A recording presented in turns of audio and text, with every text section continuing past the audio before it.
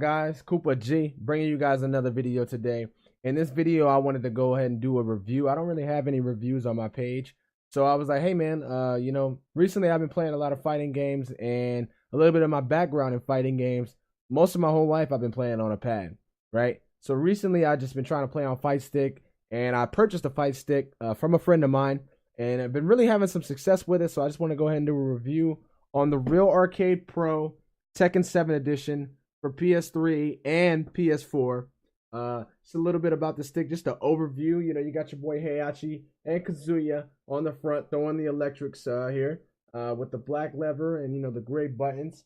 You have your buttons here up here as well. You have the PS4 share button, the PS button, excuse me, then the share button, then the L3, then the R3, then your turbo, and then you have your assign on and off, your D-pad, your left stick, your right stick, your PS3, your PS4. You can switch between those two, and you have your turbo speeds.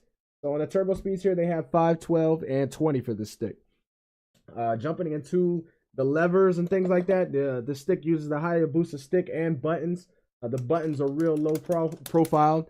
They're kind of loud when you're playing with friends and things like that over a headset. They're a little bit loud, but in casuals, locally, they're not too bad. They're not a deal breaker. They're not that bad.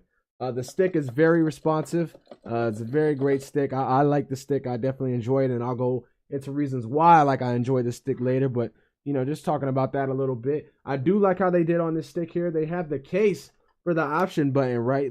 Check this out. Look how sick this is. So this is your start button right here, right? And I guess they put this case on here just in case you're hitting your R1 and your L1, so you don't tap the start button on accident. So I really think that's dope. That's stupid dope. You can't ask for anything better than that.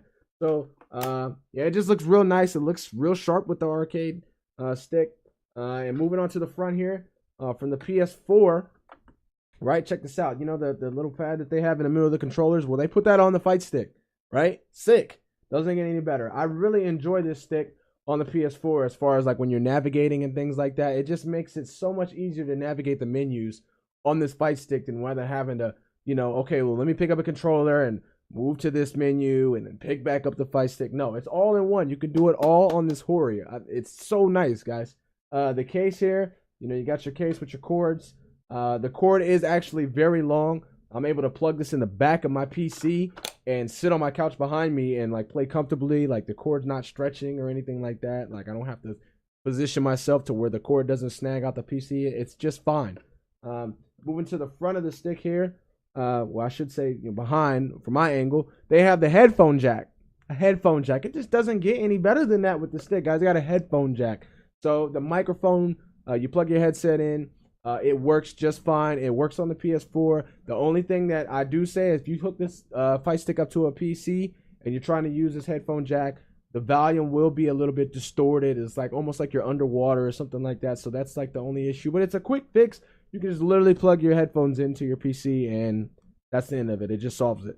So yeah, my experience with this stick, the only cons that I have and the things that I don't like are these screws right here.